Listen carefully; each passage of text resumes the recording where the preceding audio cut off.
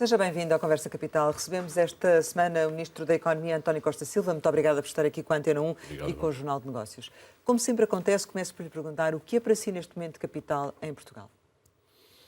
O que é capital em Portugal é a transformação da economia portuguesa. Nós estamos a ver um processo de grande dimensão, sobretudo ao nível de que se está a passar no chão de fábrica. As agendas mobilizadoras do PRR estão a propulsionar essa transformação. Vemos no setor da metalomecânica, a fabricação de máquinas e de equipamentos, que é um setor crucial para a atividade económica em Portugal. Em 2022, as exportações deste setor atingiram 23 mil milhões de euros, acima das do turismo, que foram 21,1 mil milhões de euros. É um setor muito importante. Estão a adotar as tecnologias digitais, a impressão tridimensional, a robotização, a virtualização dos processos, a reconfigurar as cadeias produtivas. São altamente competitivos e, portanto, também contribuíram de forma absolutamente crucial para as exportações no ano 2022, que pela primeira vez atingiram 50% do PIB. E nós temos hoje no país uma espécie de galáxia de empresas douradas, que se chama a nossa galáxia de empresas exportadoras douradas, que são 53 mil empresas que exportam para 100 ou mais países do mundo. E, portanto, a economia portuguesa está cada vez mais competitiva, mais inovadora, e este setor é crucial, mas temos outros que se estão a desenvolver. E vamos ter a oportunidade de falar sobre isso, tanto da questão das exportações como daquilo que são os setores mais relevantes. Mas agora, neste momento, estamos com a proposta do Orçamento de Estado para 2024 na Assembleia da República. Pergunto, Sr. Ministro, o que é para si um bom orçamento? Um bom orçamento, eu penso que este Orçamento de Estado é um exemplo de um bom orçamento. Porquê? E porquê? Porque é um orçamento para as pessoas, é um orçamento para as empresas e, atenção, é um orçamento para o futuro. É um orçamento para as pessoas porque reforça o rendimento das pessoas, desde logo no salário mínimo, passa de 760 para 820 euros, é o maior aumento de sempre no salário mínimo nacional. Recordo que o salário mínimo nos últimos 7 anos cresceu 50%, o salário médio 25%. Portanto, uma aposta clara neste setor. Mas é também um orçamento dirigido às classes médias, portanto, com um benefício muito assinalável em termos do reforço do rendimento das classes médias, com a atualização dos escalões em 3%, a redução das taxas marginais, a atualização do mínimo de existência, e, portanto, é um pacote muito significativo, de cerca de 1.400 milhões de euros. Depois também os aumentos para a função pública, que vão oscilar entre 3% a 6,8%. É também um pacote significativo de cerca de 1.300 milhões de euros, e depois também um orçamento para os pensionistas, que atinge cerca de 2,7 milhões de pensionistas e cerca de 2.223 mil milhões de euros. O que é que isto significa? Significa que nós temos aqui um pacote para estes setores de 5 mil milhões de euros, direcionado para o reforço do rendimento das pessoas. Eu penso que isso é extremamente importante. Há quem diga que é prudente. Também considera isso? Considero, aliás, utilizei essa expressão, é um orçamento prudente. E também é um orçamento para as empresas. Atenção que as empresas têm também benefícios muito importantes ao nível do incentivo à capitalização. Recordo que as nossas empresas ainda são, ao nível da União Europeia, daquelas que têm um nível mais baixo de investimento por trabalhador, de capital por trabalhador, portanto precisamos de reforçar, e há aí a possibilidade de dedução do aumento de capitais próprios. Antes era uma taxa fixa de 4,5% para as empresas em geral e de 5% para as PMEs. Agora a taxa é variável, o Euribor a 12 meses com um spread de 1,5 pontos percentuais, e depois também com a possibilidade de majoração, desde logo 50% no ano 2024. Isto pode ser muito significativo, mas também há um incentivo muito grande para o investimento das empresas, sobretudo o investimento produtivo, com a majoração desse investimento na dedução da coleta fiscal. E eu creio que esses dois sinais são importantes. Depois também temos a redução ao nível das tributações autónomas, temos um incentivo muito grande para as empresas apostarem no reforço salarial, para a retenção dos trabalhadores. Todas aquelas que tiverem aumentos de 5% nos salários têm a possibilidade de uma majoração das despesas salariais. Atenção que também há medidas muito significativas para tudo o que são as startups. E de propor que depois tentássemos, se calhar, ir ponto a ponto, perceber melhor essas medidas que acabou de referir e outras, eventualmente. Mas o que eu gostava, em termos gerais, que nos dissesse é o seguinte: há uma previsão de crescimento de 1,5% do PIB. E isto não é, enfim, um valor que poderia ser diferente em função da adversidade internacional previsível, ou seja, nós temos aqui a probabilidade de uma contração da economia alemã, temos agora uma situação de guerra. Esta taxa de crescimento já tem em consideração isso? Não deveria ser diferente daquilo que está previsto? Eu penso que a projeção tem isso em consideração, porque nós vivemos na envolvente externa situações extremamente difíceis. Nós temos hoje não só uma guerra na Europa, temos também uma guerra no Médio Oriente, e tudo o que são convulsões no Médio Oriente atingem diretamente o funcionamento dos mercados da energia. Os mercados da energia não gostam de convulsões no Médio Oriente, e há um segundo fator aqui que também é muito importante.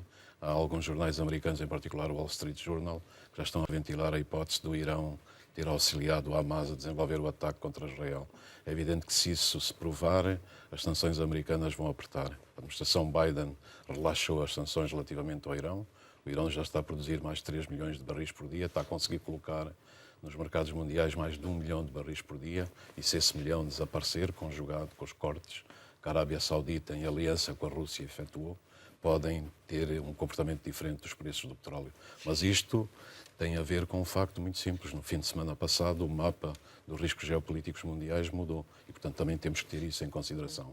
Apesar disso, eu estou convicto, como tudo indica, que a economia portuguesa é muito resiliente. Repare que há um ano atrás, exatamente em outubro do ano passado, nós tínhamos taxas de inflação de 10%. Toda a discussão e o debate público é que o país ia colapsar em termos económicos em 2023, que não seria possível manter a atividade económica e pelo menos crescer. Nós vamos crescer pelo menos 2,2% este ano. Recordo que no primeiro semestre deste ano as exportações nacionais cresceram 11,5%, em cima de recordes que foram estabelecidos em 2022. Mas em relação a este 1,5%, não deveria ainda assim ser mais do que 1,5%? Repare, eu estou convicto que nós vamos chegar ao fim acima desse valor. Repare que no ano passado, no Orçamento de Estado, a projeção para 2023 era de 1,8% e nós vamos atingir pelo menos 2,2%, porque a economia portuguesa tem essa grande capacidade de resposta. Agora, como a Rosário indicou, e muito bem, nós não podemos esquecer que temos abrandamento na Europa. A produção industrial na Alemanha declinou pelo quarto mês consecutivo. Portanto, prudente neste valor, é isso? Eu acho que é prudente neste valor. Há 3 trimestres que a Alemanha está praticamente estagnada. Há outros países europeus que também têm a economia numa situação muito difícil. Aliás, se olhar para a economia mundial, é extremamente curioso se nós usarmos, por exemplo, o indicador que eu utilizo muitas vezes, que é da Brookings Institution e do Financial Times, nós só temos praticamente 2 estrelas hoje ao nível do funcionamento da economia mundial. São os Estados Unidos e a Índia. A Ásia de Leste, que tinha sido sempre um dos propulsores da economia mundial, tem o pior outlook dos últimos 50 anos. E, portanto, é evidente que há aqui uma conjugação de tensões geopolíticas, de abrandamento da economia mundial, da crise inflacionista que continua e não podemos ignorar, daquilo que vai ser o comportamento ao nível das economias, das exportações, em função de todas estas variáveis complexas, mas eu creio que é um orçamento prudente e é uma projeção prudente. Então significa que poderia ir a 1,8, por exemplo, 2? Como Ministro da Economia gostaria muito. Mas eu acredito muito porque tenho conhecido como nunca o funcionamento do país, das empresas. Nós temos excelentes empresas, temos muito talento no país e não é só nestes setores que indiquei, na metalomecânica, fabricação de máquinas e de equipamentos. E por isso acha que será possível ir mais além do que esse valor? Mais além. Em relação às exportações, há aqui a previsão de um crescimento de 4,3% das exportações, acima das importações de 1,8%, mas ao mesmo tempo este é um orçamento que é muito feito a pensar no consumo interno. Este valor das exportações, como é que é justificado? Não, é justificado pelo dinamismo extraordinário do setor das exportações. Repare que nós concentramos-nos muito... Ainda assim, apesar da retração da Alemanha, ou seja, há aqui uma procura de novos mercados... Sim. Quando eu lhe dei o exemplo daquela galáxia de 53 mil empresas, as empresas portuguesas estão já a diversificar os seus clientes. Nós, no passado e ainda hoje, temos uma grande percentagem de exportações para a Europa, cerca de 70%, mas aqui é a diversificação das exportações para outros países do mundo. E queria também dizer aqui que, quando analisamos nos últimos 7 anos quais foram os setores que mais cresceram em termos de exportações, os resultados são surpreendentes. O que mais cresceu 18% ao ano nos últimos 7 anos são as tecnologias de informação e fabricação de software. Nós, em 10 anos, quase triplicamos tudo aquilo que o país produz aí. 18% a seguir, com 16% de crescimento das exportações, é tudo o que é fabricação de máquinas, equipamentos de alta precisão. Depois, com 14%, temos químicos, temos produtos farmacêuticos. A nossa área farmacêutica, que é uma das áreas que eu desenvolvo, aliás, no documento que o Sr. Primeiro-Ministro me pediu em 2020 para a visão estratégica, dizia que Portugal pode ser uma fábrica de medicamentos da Europa. Estamos a trabalhar com o Ministério da Saúde, o Ministério da Ciência e as empresas. Criam uma task force no Ministério da Economia exatamente para desenvolver as capacidades desse setor. Me parece que este orçamento tem sido passada a mensagem que é, sobretudo, assente no consumo interno, no crescimento. Mas, na verdade, há aqui 4,3% das exportações. Não se está a passar aqui uma mensagem errada? Eu acho que é um orçamento que procura reforçar os rendimentos das pessoas e, portanto, reforçar o consumo interno, mas, simultaneamente, também aposta no desenvolvimento das exportações e na capacidade que o país tem de procurar novos mercados e de fazer aí um caminho. Queria-lhe só dizer o seguinte: há outro setor muito importante, que é a indústria de componentes que trabalha para o setor automóvel, que é altamente inovador. Nós não temos hoje um carro a circular no espaço europeu que não tenha componentes que sejam produzidas em Portugal. Atingiu um recorde no ano passado, 13 mil milhões de euros de exportações, e o que é que aconteceu no primeiro trimestre? Subiu ainda mais 22,5%. Aliás, no conjunto do primeiro semestre, as exportações subiram 11,5%, face ao valor absolutamente recorde que alcançaram no ano anterior. O turismo continua a ser também um dos grandes motores da economia. Chamava só a vossa atenção para que nos primeiros meses de 2023, de janeiro até julho, nós, em termos de visitas de pessoas, recebemos mais de 16 milhões de visitas, cerca de 17% acima do ano anterior, que tinha sido um recorde, e em termos de receitas, mais 13,4 mil milhões de receitas, cerca de 20% acima do ano anterior. E, portanto, vamos ver também no fim do ano como é que vamos fechar e como é que vamos manter esta capacidade. Se tivermos o turismo a funcionar em plena velocidade, como está, e é um grande setor, e a capacidade de continuarmos a exportar bens e equipamentos será muito, muito importante. E atenção que no balanço das exportações, os bens já representam cerca de 60%. E os serviços 40%. E dentro dos serviços, hoje o turismo só representa 48%. Isto é, os outros serviços, além do turismo, já representam 52% da nossa capacidade de exportação.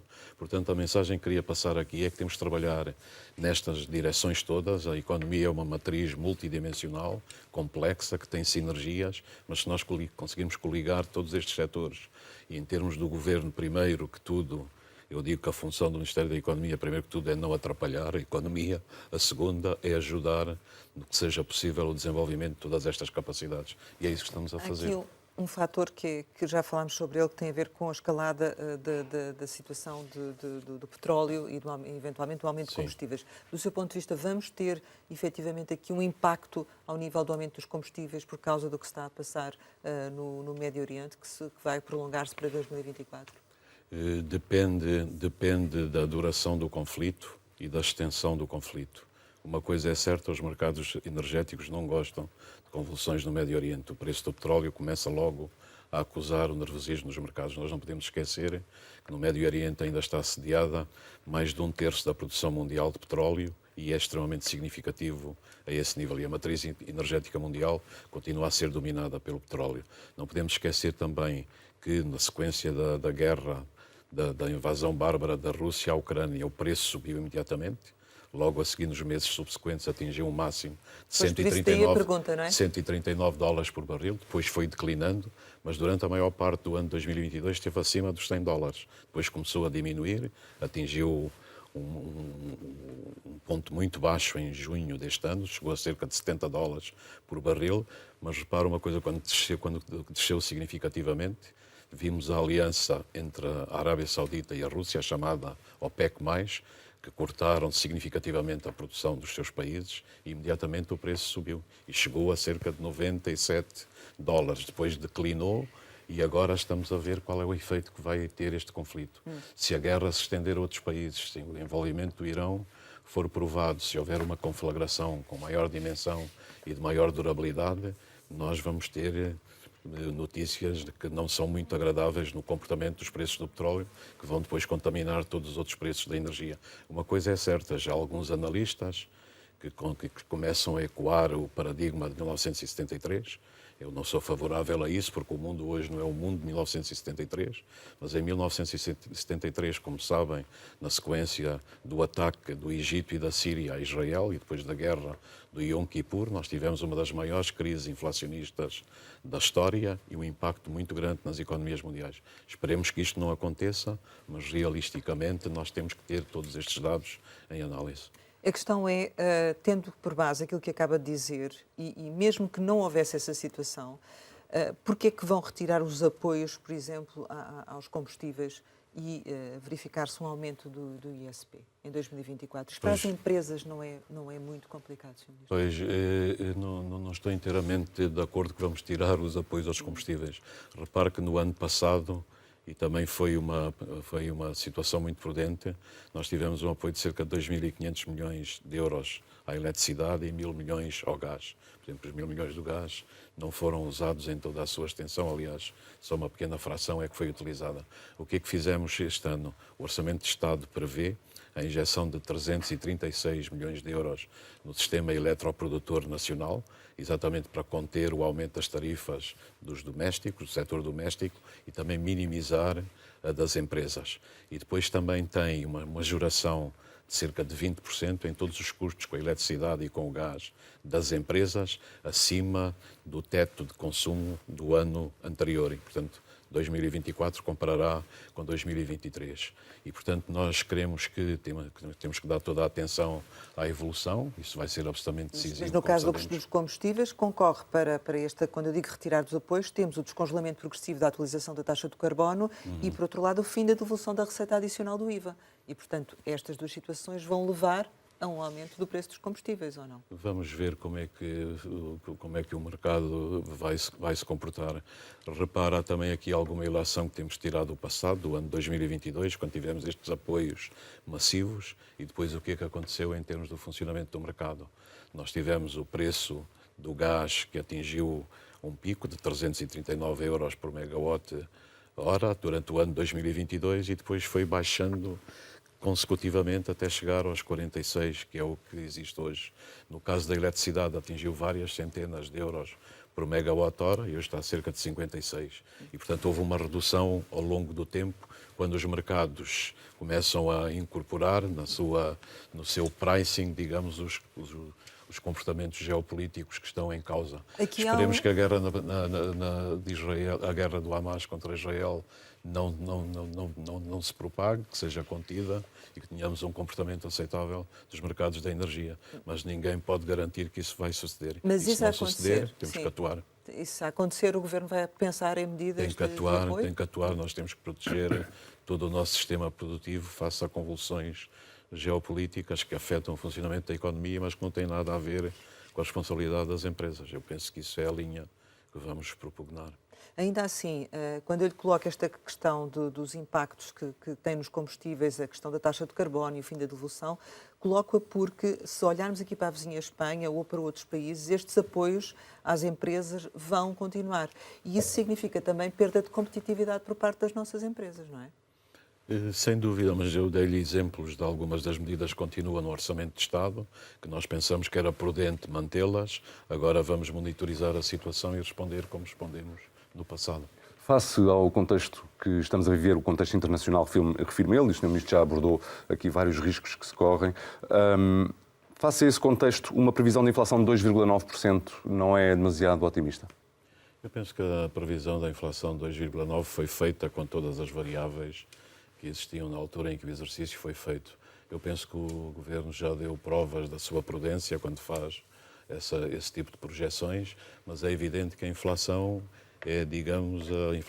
tem vida própria, como já disse o antigo Presidente da Reserva Federal dos Estados Unidos. E, portanto, é a variável mais complexa com que temos que lidar. Recordo só que em outubro do ano passado nós tivemos o pico da inflação de 10%, depois tivemos a queda consecutiva da inflação durante 9 meses seguidos. Aconteceu até agosto deste ano. Em agosto depois voltou a subir. Em setembro já desceu para cerca de 3,1%. Agora não podemos ignorar também a situação na Europa. A inflação na Europa, nós somos o quarto país da União Europeia que tem a inflação mais baixa. Na Europa há países que têm a inflação mais alta e isso condiciona substantivamente a política do Banco Central Europeu. E, portanto, aqui, como defendo sempre, a conjugação entre a política monetária e a política orçamental é o segredo para sairmos, digamos, mais ou menos incólumes desta situação. No entanto, reconheço que estamos a dançar sob uma camada muito fina de gelo. E, portanto, se a política monetária for muito restritiva, como aconteceu já no passado, tem efeitos imediatos na economia. E por isso que esta sincronização é muito importante. Eu creio que este aumento que o Banco Central Europeu fez, 14 aumentos em pouco mais de um ano, é o maior ciclo de subidas da taxa de juro na União Europeia. Nós estamos à beira dos 4,5 pontos percentuais, é demasiado elevado, afeta o funcionamento da economia e a competitividade também das empresas. Vamos ver, eu penso que isto poderá ser eventualmente um platô, e se nós tivermos esta conjugação da descida progressiva da taxa de juro, da contenção da inflação e da redução das convulsões geopolíticas internacionais, podemos ter um cenário muito mais promissor. Mas, como vemos, a espécie humana é uma espécie que é racional muitas vezes, mas é irracional em outros tantos casos. E o filósofo alemão Kant escreveu há mais de 2 séculos, que o mundo é governado pela paixão, pela irracionalidade e por males periódicos. E nós temos paixão, irracionalidade e males periódicos continuamente. E, portanto, responder em termos económicos a esta conjugação de fatores é sempre difícil.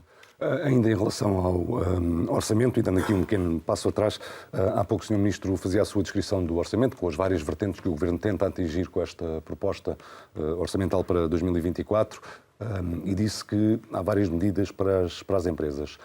Mas a verdade é que as associações empresariais dos mais diversos setores estão insatisfeitas e dizem que há falta de ambição neste orçamento. Como é que reage a isso?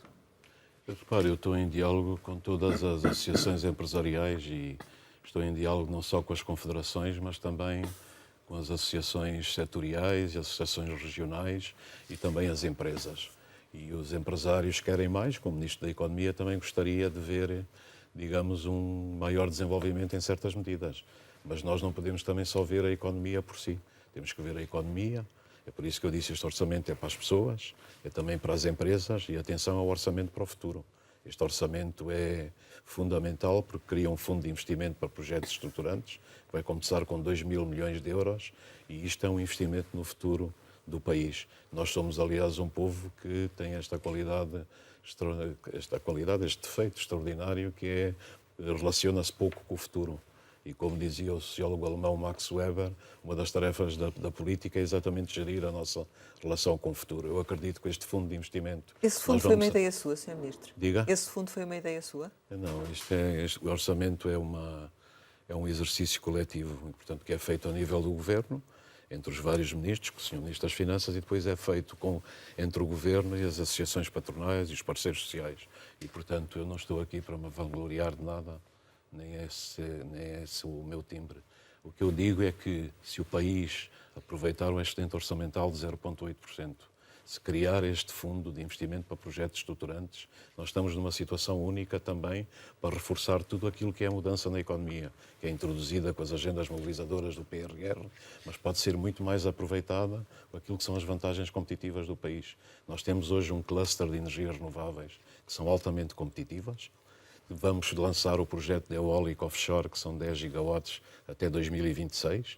A eólica offshore tem particularidades no nosso país muito importantes.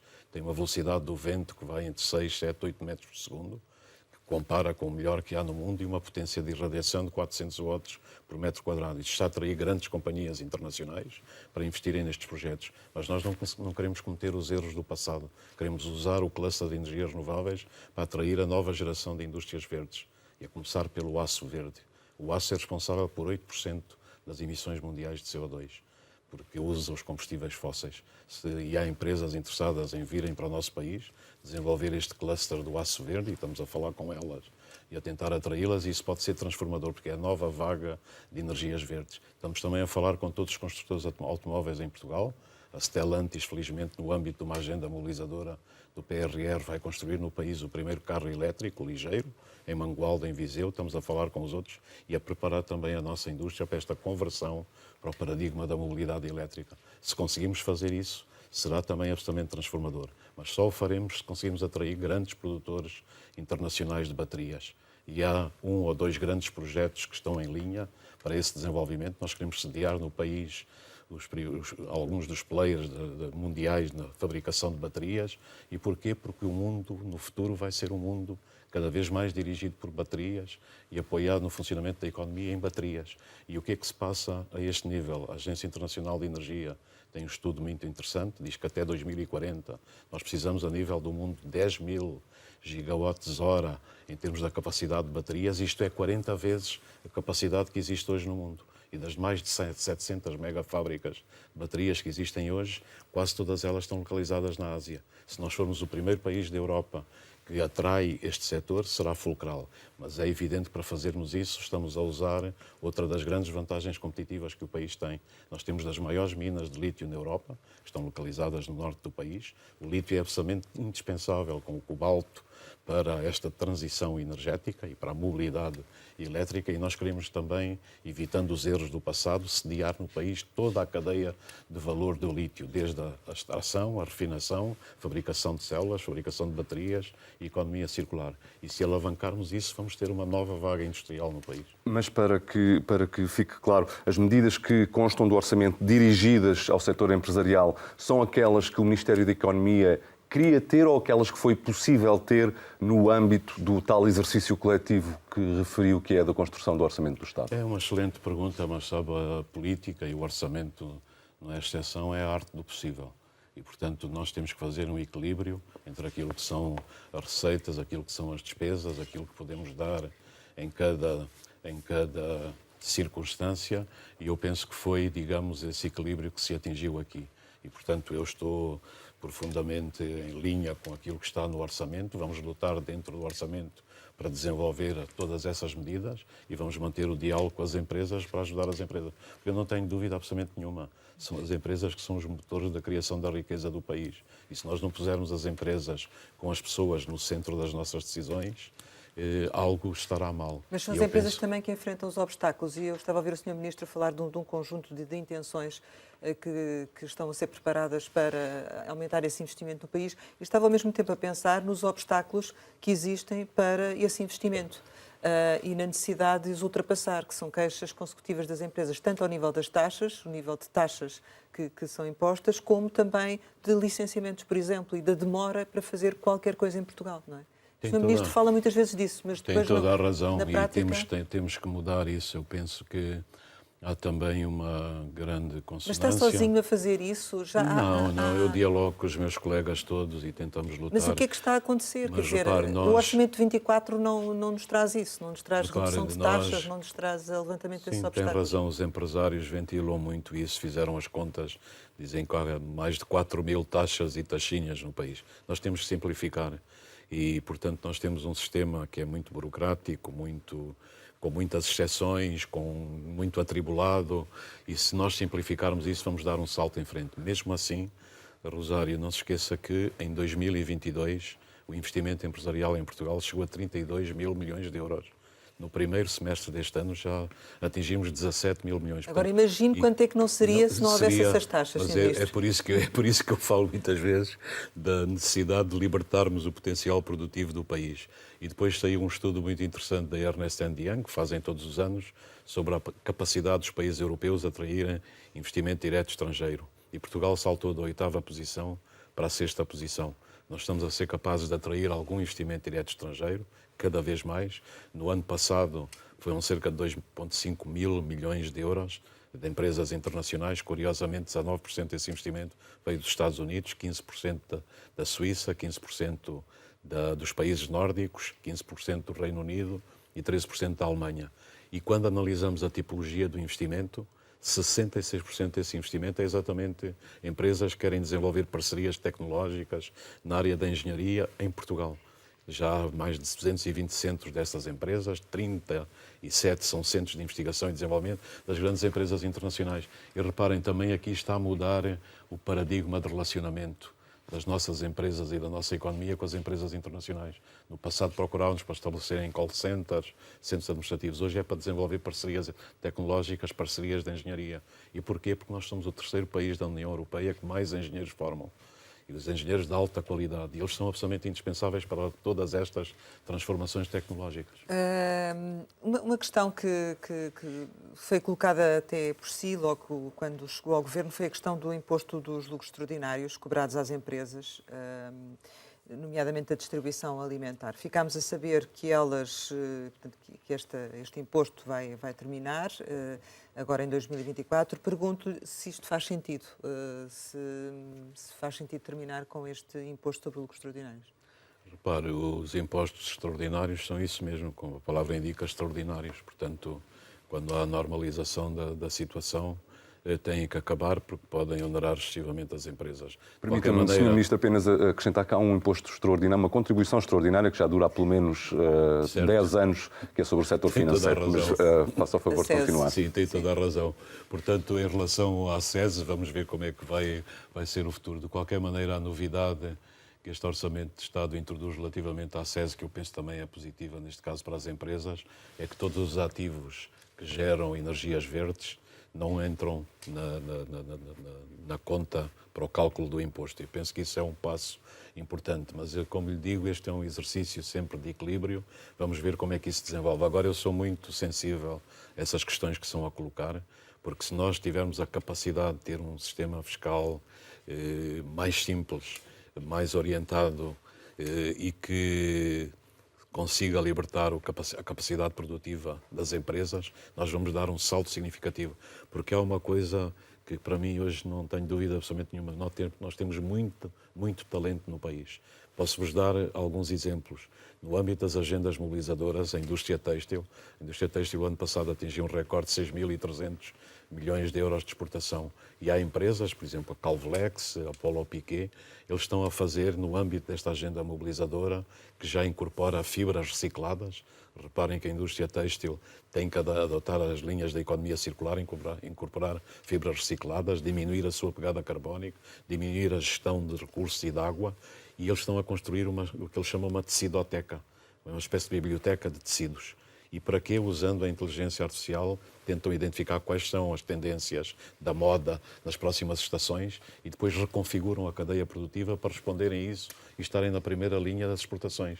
Posso-vos dar o exemplo da Salvador Caetano, numa outra grande agenda mobilizadora. Salvador Caetano é das empresas do mundo mais competitivas na fabricação de autocarros a hidrogénio, que exporta para todos os aeroportos em vários países do mundo, creio que mais de 100 países do mundo.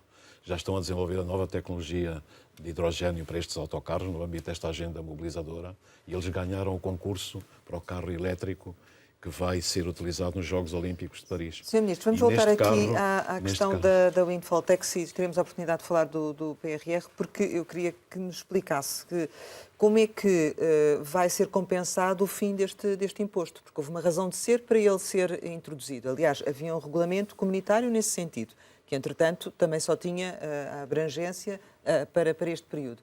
Como é que se vai compensar isso ou se já há algum diálogo, nomeadamente com a grande distribuição alimentar, para uma redução de preços, eventualmente? Esses diálogos existem sempre e no sentido de procurarmos o melhor para o bem público. A questão do Windfall Tax foi adotada em Portugal, como se recordam, na base de um regulamento europeu que estabelecia exatamente a Windfall Tax para 2022 e 2023. Exato. E depois acabar. E é nessa circunstância que foi tomada a medida. Portanto, já não é necessária. Não é necessária. No âmbito do Orçamento de Estado, entendemos, face a este exercício de equilíbrio que foi feito, que nós tínhamos um suficiente controle de todas as outras variáveis para avançarmos com essa proposta. Porque esse imposto, quando surgiu, foi precisamente porque, nomeadamente a este nível, as empresas estavam a ter, por via do contexto, não é, da inflação, a reter Sim. lucros que não era suposto. Portanto, o vosso pressuposto é que a inflação baixa e, portanto, já não é necessário, é isso? Era sobretudo as empresas da grande área distribuição, da alimentar. e também da da parte da energia, Exato. sobretudo as da energia, que foram as que pagaram mais. Quando olha hoje para os preços da energia, eles desceram significativamente. E, portanto, isso justifica que a medida não continue. Esperemos que a energia assim continue, não é? Sim. Ficou surpreendido com a recusa da CIP em assinar o acordo de concertação? Não fiquei surpreendido e nós continuamos em diálogo com a CIP. Já depois disso, já encontrei o Sr. Presidente, o Dr. Armindo Monteiro. Eu penso que o Dr. Armindo Monteiro trouxe uma nova visão para a CIP. É um homem genuinamente empenhado na criação de condições para o desenvolvimento da economia em Portugal. Portanto, é um protagonista indispensável, uma grande confederação empresarial. Eu penso que algumas das medidas que propôs, que envolviam sobretudo a TSU, não foram aceitas pelo Governo. O Governo sinalizou isso desde o início. Penso que temos medidas no orçamento que, de certa maneira, contrabalançam isso, mas a CIP entendeu não assinar. Vamos continuar o diálogo. E que eu implicações, penso que a democracia é assim que funciona. E que implicações é que este facto poderá ter, esta recusa da CIP em assinar o acordo? Implicações na economia, naturalmente. Eu penso que a CIP, como grande confederação empresarial, o que está interessada, sobretudo, é desenvolver e criar condições para o desenvolvimento da atividade das empresas. E penso que o diálogo mantém-se, e já sinalizei isso ao Sr. Presidente da CIP, e vamos continuar a falar e vamos encontrar outros campos de colaboração e outras plataformas de colaboração. Eu sou da opinião que hoje nós não podemos governar o país nas sociedades em que vivemos, que são sociedades complexas, sociedades da informação, como fazíamos no passado. Isto é, governar de cima para baixo de uma forma hierárquica tradicional. Nós temos também que governar de baixo para cima. E as plataformas empresariais, as plataformas de cidadãos, as plataformas que mobilizem o saber do país são muito importantes para formatar as decisões políticas. Portanto, esse diálogo tem de continuar. E o grande exemplo é o exemplo da pandemia. Nunca vi no país uma mobilização tão grande dos saberes que existiam na área da medicina, da epidemiologia e que formataram as decisões políticas. E aqui temos que fazer o mesmo. Criar estas grandes plataformas com as associações empresariais, continuar a dialogar e identificar medidas que sejam possíveis de ser acolhidas no individualmente, Orçamento de com Estado. cada uma das confederações e em coletivo? Nós temos, periodicamente, na concertação social, diálogo quer com as confederações, quer com os sindicatos. E esse diálogo é fulcral, ele é muito animado pela Ministra do Trabalho, Solidariedade e Segurança Social, que tem desempenhado um papel extraordinário para promover todo esse diálogo e essa articulação, e nós colaboramos e mantemos esse nível de diálogo. E, portanto, não antevê que no futuro o Governo e o Ministério da Economia em particular tenham de dar razão à CIP e dizer que, afinal, se calhar a taxa social única poderia ter sido alterada em benefício da economia nacional? Eu não vou discutir aqui a taxa social única, é um dos grandes temas do país. A posição do Governo aí é clara. Vamos encontrar soluções que tenham em conta também essa decisão do Governo. O orçamento prevê, de resto o Sr. Ministro já mencionou esse aspecto, um reforço do regime fiscal de incentivo à capitalização e do apoio ao investimento e também aos agricultores. Quer concretizar alguma destas medidas que considere mais importante para a economia? Eu mencionei a questão do incentivo à capitalização das empresas. Eu creio que isso é uma medida muito significativa. Repare que o que tínhamos em 2022 era a possibilidade das empresas deduzirem o reforço em capitais próprios com uma taxa fixa de 4,5%, que era depois de 5% para as PMEs. O incentivo que está no Orçamento de Estado deste ano duplica pelo menos esse efeito. Qual é a previsão de taxa... adesão, Sr. Ministro? Diga? A previsão de adesão a esse incentivo? Eu creio que a minha expectativa é que haja grande adesão, mas essa é uma questão que temos que ter também nas políticas públicas em Portugal e que temos também que saltar o muro desse tabu. É que nós, ao nível das políticas públicas, temos sempre que avaliar as políticas, monitorizar a aplicação, avaliar, porque por vezes as medidas são desenhadas e não têm o efeito desejado. Creio que esta vai ter, pelo menos o nível de incentivo é o dobro do que existia no passado. Pois também há um incentivo que é o investimento, que eu penso que é muito importante, que é uma majoração significativa na dedução e no cálculo da coleta daquilo que é o investimento produtivo das empresas. Há medidas também que incentivam a valorização salarial, portanto, com a possibilidade de majoração para todos os custos salariais associados à contratação de investigadores, à contratação de pessoal qualificado. Depois também há a redução das tributações autónomas, que eu penso que é um outro aspecto muito significativo que as empresas criam. O goodwill vai intervir no cálculo para os créditos fiscais das empresas e para os benefícios, quer o goodwill, quer a aquisição de patentes, de propriedade intelectual, que é outro aspecto que é muito relevante, e isto também está relacionado com todas as medidas que foram introduzidas para melhorar substancialmente o nosso sistema das startups. O IRC das startups passou para 12,5%. Nós já temos 12 mil startups no país. Penso que muitas delas, ou algumas delas, vão se transformar em grandes empresas. Chamava só a vossa atenção que estamos a mudar também, a assistir à mudança da composição da estrutura empresarial em Portugal. Se for das 10 empresas mais valiosas em termos de capitalização no mercado, 5 delas são empresas tecnológicas que não existiam há 6 anos atrás. E estas empresas tecnológicas, quando nascem como empresas globais. Elas vendem depois para o mundo todo e estão no mercado internacional e atraem investidores internacionais para o país. Se nós conjugarmos tudo isto e aquilo que se passa ao nível das medidas que tomamos para as startups, com também a isenção em termos da exit tax, que era outra medida que era muito discutida, até pelo menos 20 vezes o indexante dos apoios sociais. Se nós ainda há muito sinalizarmos, trabalho para fazer aí, não é? Muito trabalho para fazer aí. E a questão das stock options, que foram generalizadas aos corpos um sociais, antigo inclusive aos fundadores. Queremos dar um sinal fortíssimo. Nós vamos ter um dos sistemas mais competitivos aí para atrair inovação, atrair startups e gerar valor a partir daí. Apelando à sua capacidade de síntese, considera que há margem para o setor empresarial em Portugal conseguir em 2024 ir além dos aumentos salariais que estão previstos, tal como aconteceu neste ano? Eu penso que sim. No ano passado já tínhamos introduzido um incentivo para as empresas que faziam um certo nível de aumentos salariais. Agora o que está previsto são 5% e, portanto, aquelas que aumentem 5% ou acima disso têm uma majoração significativa de cerca de 50% dos custos salariais. É outro incentivo importante. E porquê? Porque estamos muito preocupados com a retenção do talento no país. Não só aí, mas também com a retenção dos jovens. E é por isso que o IRS jovem é muito significativo. Os jovens começarem a trabalhar no primeiro ano pagam 0 de impostos e, portanto, isso também vai ser um elemento muito importante. Sr. Ministro, em relação a estes apoios que vão sendo dados às empresas, o IAPMEI tem dezenas de pedidos de reembolso de apoios europeus em atraso, pelo menos é essa a informação que nos tem vindo a ser transmitida. Quando é que este problema fica regularizado, ou se é que já está regularizado? Sim, eu penso que muitas dessas questões têm sido suscitadas no âmbito do PT 2020. O PT 2020 é um grande programa que estamos a fechar. E o que é que se passa? A nível do sistema de incentivos, o PT 2020 já pagou até hoje às empresas cerca de 4.600 milhões de euros. E o IAPMEI é responsável por cerca de 45% deste portfólio. O que é que existiu com o IAPMEI e com outros organismos que nós não podemos apagar a memória? O IAPMEI geriu, ou está a gerir neste processo, mais de 11 mil projetos. E quando foi a pandemia, quer o IAPMEI, quer os nossos outros grandes organismos, o COMPET, a ANI, a ICEP, estiveram na linha da frente no apoio às empresas. E só em termos de projetos, o IAPMEI teve mais de 30% dos projetos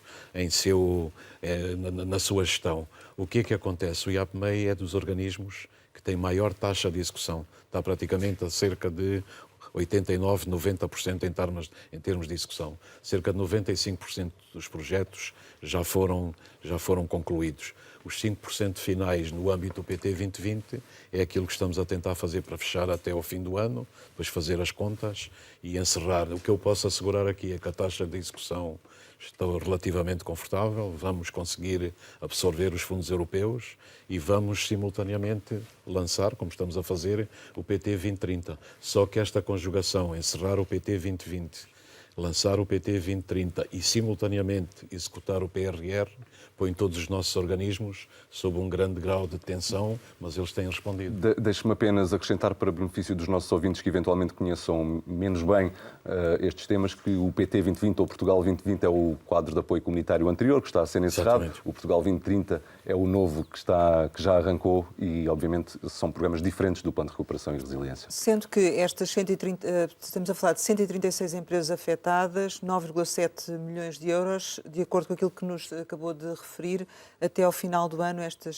questão será resolvida relativamente a estas empresas? Não, esses 9,7 milhões de euros vão ser resolvidos e estão em vias de resolução. Havia as empresas, por exemplo, da área de Leiria, que o NERLEI significou esse atraso. Nesta altura há cerca de 200 mil euros para pagar. Portanto, antes mesmo do final do ano. Sim, agora chama a atenção para o seguinte: há sempre um conjunto de empresas para o encerramento dos projetos que estão em discussão.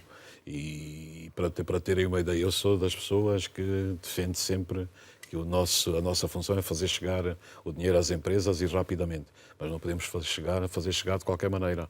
E aqui, e tenho apelado aí também aos senhores empresários e aos organismos da administração pública, temos que ter eficiência coletiva, porque às vezes as empresas também, quando apresentam, não apresentam segundo as regras. E, portanto, há queixas dos dois lados.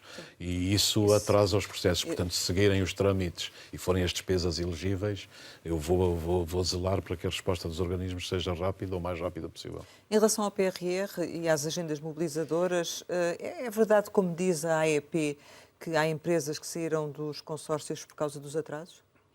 Repare, nós temos um hábito que eu acho extraordinário, que é, às vezes, com uma gota d'água, fazemos uma tempestade. Então isto foi só uma gota d'água? É uma gota d'água, sabe porquê? Porque há mais de 1.100 Mas qual é a dimensão envolvidas. da gota d'água? Não, são 3 ou 4, está a ver? E são pequenas empresas. Há 52 agendas mobilizadoras que estão já a ser executadas. Os pagamentos, repare, no início o pagamento era só de 13%. No início do projeto nós conseguimos criar um regulamento que é 13% mais 10%. Dessas agendas, estes 23% estão pagos. Em julho, o IAPMEI pôs a plataforma para as empresas submeterem tudo aquilo que são os pagamentos que o IAPMEI está a tratar. Em outubro já começaram a fazer os pagamentos das novas fases e estas agendas são agendas transformadoras. As agendas são sempre dirigidas por empresas.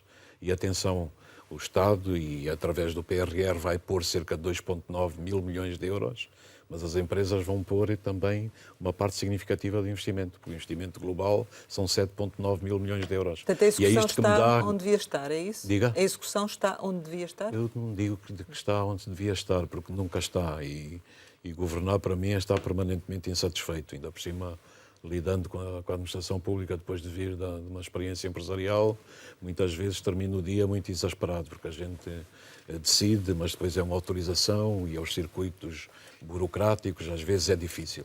E, portanto, temos que ter alguma paciência e alguma tenacidade. Mas eu acho que os organismos estão a funcionar, estão a responder. Vamos entrar em velocidade de cruzeiro. Recorde só que no âmbito do PRR, o PRR são 16,6 mil milhões de euros na sua formulação inicial. Nós já temos aprovados e no pipeline de execução projetos da ordem dos 14,3 mil milhões de euros. Isto revela cerca de 86% na aprovação e a seguir. Os pagamentos que são feitos são de 2.700 milhões de euros. Mas aí é que podia ser mais, não é? Aí já podia ser mais, vamos ver se até ao fim do ano conseguimos acelerar, mas queria só acentuar uma coisa: destes 2.700 milhões de euros, cerca de 800 milhões são para as empresas. As empresas já são a fatia mais significativa dos pagamentos que o PRR efetuou. E, portanto, responde também a algumas preocupações dos senhores empresários no passado e que estamos a tentar atender. Tem ideia de quanto é que gostaria de chegar ao nível de pagamentos até ao final do ano, ou não? Eu O que é possível? Gostaria de chegar pelo menos aos 3.500 milhões, mas isto sou eu que sou às vezes um bocado ambicioso nestas metas, mas vamos pressionar para chegarmos o mais possível longe. Há uma reivindicação que se tem feito, e nomeadamente para o Portugal 2030, eu pergunto-lhe se isto seria possível, dos avisos ficarem abertos todo o tempo, porque em relação à oportunidade dos investimentos, muitas vezes as empresas não é para eles aquele momento de fazer aquele investimento, e os avisos têm um tempo, não é? Sim. Considera essa possibilidade de termos... Estamos a estudar essa possibilidade. Eu acho que as empresas têm aí um ponto importante, mas depois nós não podemos esquecer que temos também aqui as regras europeias e temos que compatibilizar tudo com aquilo que são as exigências europeias. Mas estamos a tratar disso, do PT 2030, de qualquer maneira, já foram lançados os avisos para cerca de 400 milhões de euros, dos quais 120 milhões são para empresas do interior, e portanto é um grande programa que também vamos gerir e tentar, na parte do sistema de incentivos para a inovação produtiva, são cerca de 3.900 milhões de euros que estão sob gestão do Ministério da Economia, integrado no quadro geral do PT 2030, mas penso que pode ser um grande programa porque pode potenciar todos estes desenvolvimentos que falamos e levá-los a um patamar novo. Sr. Ministro, vamos então falar de um dossiê importante que é o da EFASEC. A venda foi anunciada pelo Sr. Ministro já há bastante tempo, houve sempre muitos detalhes que não foram conhecidos. Pergunto-lhe concretamente quando é que a venda vai ser fechada e qual o valor que o Estado vai receber. Repare, eu não vou fazer muitos comentários detalhados sobre a EFASEC por uma única razão. Acho que a defesa do interesse público, neste caso, implica que só fale no fim sobre os detalhes. Como podem compreender, o caso da EFASEC é dos mais complexos que nós temos. É uma gestão complexa e é uma negociação multidimensional. Nós estamos a negociar com todos os stakeholders, desde logo o vendedor, que penso que escolhemos um vendedor que tem um perfil muito importante e que acredita profundamente no sucesso da empresa. Estamos a negociar com a banca, com os devedores, estamos a negociar com os obrigacionistas, estamos a negociar com a Comissão Europeia. E a nossa postura aqui é de máxima serenidade e confiança. Tudo se está a concatenar para termos um resultado positivo. E se o conseguirmos, isso será muito significativo para o país. A EFASEC tem mais de 2 mil trabalhadores, é uma empresa absolutamente fulcral no nosso tecido empresarial e tecnológico e ainda recentemente continua a ganhar grandes projetos na rede elétrica espanhola, na rede francesa, fabrica transformadores que têm classe mundial, está presente em múltiplos dos sistemas de abastecimento elétrico das cidades, desde Nova Iorque a Paris e a outras. Enfim, é uma empresa de grande dimensão e o que nós estamos a tentar fazer aqui é reunir todas estas... Isto é como um mecanismo de relógio e com todo o respeito que tenho pelo vosso trabalho, porque a comunicação social é fundamental e o escrutínio que faça, mas qualquer coisa que diga a mais pode perturbar o processo. Eu não queria de maneira nenhuma, pelo respeito que me merece a empresa e sobretudo os trabalhadores. Ainda assim é nosso papel insistir nas perguntas e por isso pergunto-lhe quando é que conta poder revelar os detalhes sobre o negócio. O negócio está tudo encaminhado para ser fechado. Portanto, nós vamos anunciar a closing. Estamos a falar de dias, semanas, meses? Repare, quando eu falo de um prazo, subitamente, a meio de algum processo, pode gerar-se um problema que depois temos que atalhar e resolver. Mas na minha cabeça, aliás, eu tinha dito que contava que fosse resolvido até o fim de julho. Não foi possível porque se desencadearam outras questões que tivemos que atalhar, negociar, e estas negociações são exaustivas. E também não podemos esquecer os minoritários, que também tivemos que negociar com todos eles. O que se passa é que eu penso que nas próximas semanas nós podemos anunciar o desfecho e será um desfecho feliz. Soubemos também que os bancos estão a dizer que só concedem crédito adicional à EFASEC se o risco for assumido pelo Estado. Como é que olha para esta situação? É outra negociação que está a ocorrer. Eu penso que a parte do trade finance é crucial para assegurar a execuibilidade do negócio e dar-lhe sustentabilidade. Estamos a caminho de resolvê-lo. Em conversação com a banca? Com todos. Conta que, ou antecipa que os encargos do Estado com a EFASEC possam, no final de todo este processo, ser afinal maiores do que aqueles que previa e que já ocorreram?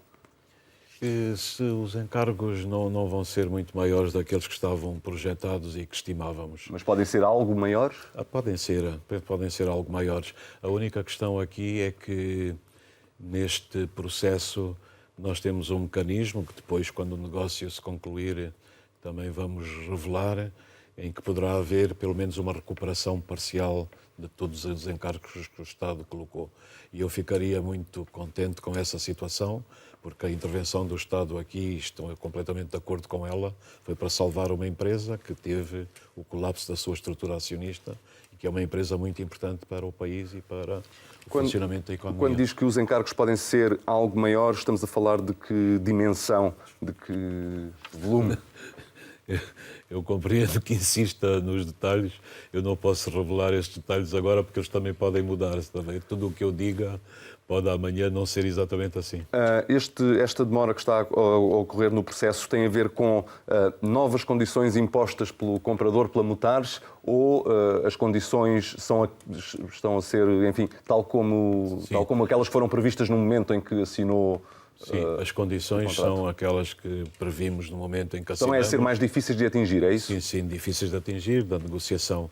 Há outro elemento também aqui muito importante, que é a interação com a Comissão Europeia, que tem funcionado muito bem. Nós vamos ter a anuência também da Comissão Europeia, já tivemos a anuência das nossas autoridades, da nossa autoridade da concorrência, e é por isso que eu digo que todas as peças deste mecanismo de relógio se estão a encaixar umas nas outras e nós vamos ter um desfecho feliz, e queria transmitir essa mensagem de serenidade. Diria que o facto dos obrigacionistas terem aceitado um corte naquilo que se chama um haircut, um corte no valor das obrigações que detêm da empresa maior, aliás, menor do que o previsto, pode ser um fator que traz uma pedra na engrenagem para este processo?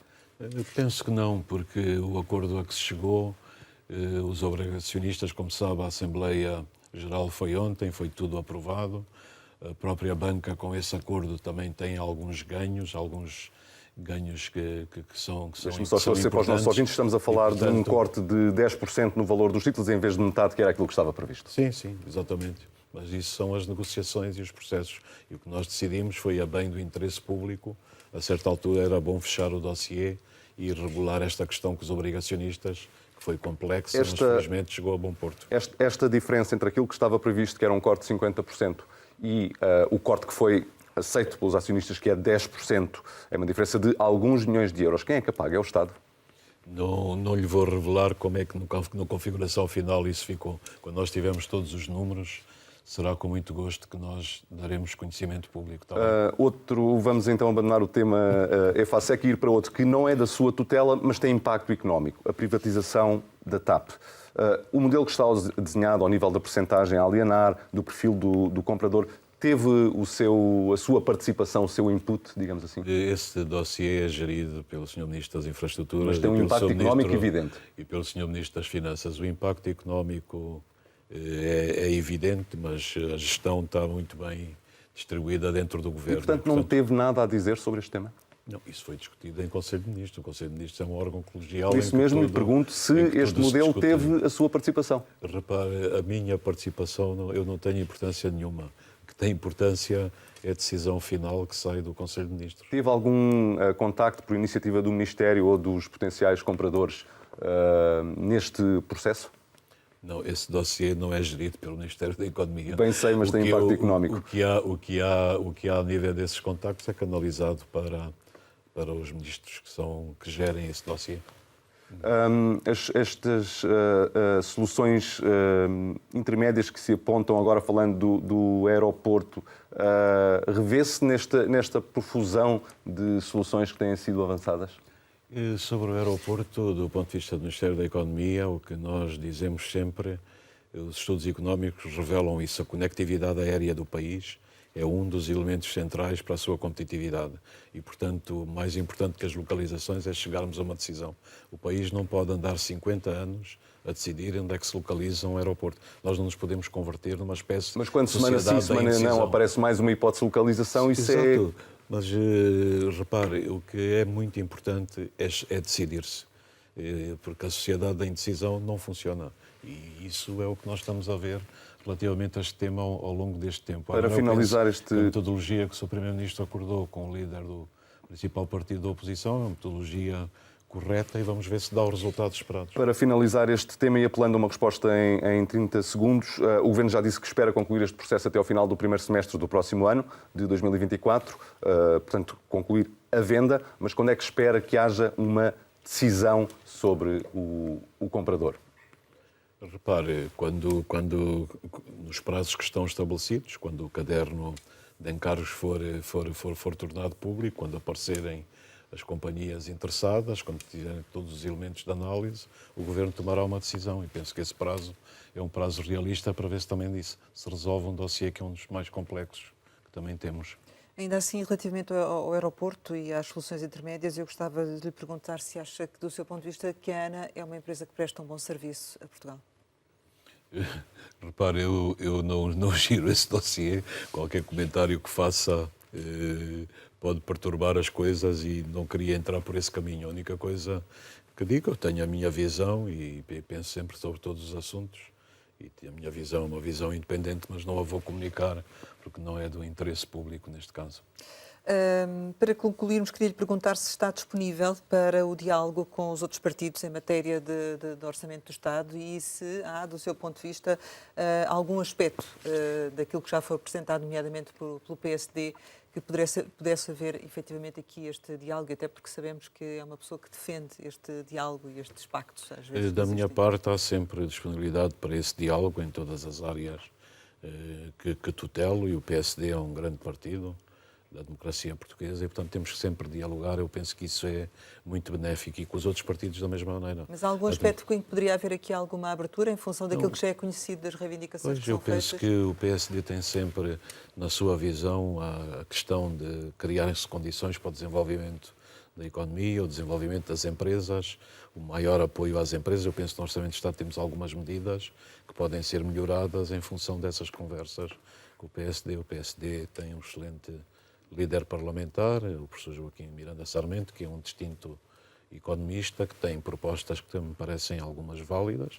Vamos falar e ver o resultado disso. Eu penso que o país temos que normalizar, digamos, esta polarização que existe, esta fragmentação da vida política. O pensador francês Pierre Rosanvallon diz que nós vivemos na era da política negativa, em que os partidos se afirmam mais pela rejeição do que pelo projeto, mais pela contestação do que pelo desenvolvimento de coisas que sejam positivas. E eu penso que nós temos que superar um bocado estes muros, dialogar e ter grandes plataformas colaborativas e acolher as ideias que são boas. Chegamos ao final e, habitualmente, costumamos lançar umas palavras para uma resposta rápida, ou seja, eu digo uma palavra e diz-me outra de significado.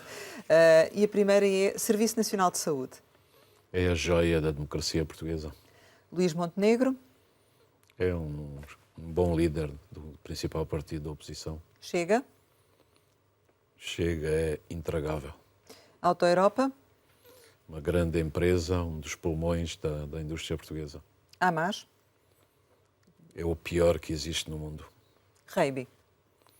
É um desporto, eu não sou grande apreciador, mas pela grande performance da equipa portuguesa pode ser um desporto do futuro. Praia. É a minha praia. Leitão. É das iguarias que mais gosto. Poesia. É o meu paraíso. Saudade. Saudade dos meus pais. Portugal. É o país que devemos catapultar para o futuro. Sr. Ministro da Economia, muito obrigada por ter estado aqui com a Antena 1 e com o Jornal de Negócios. Pode rever este Conversa Capital com o António Costa Silva em www.rtp.pt. Regressamos para a semana, sempre neste dia, esta hora, e claro, contamos consigo.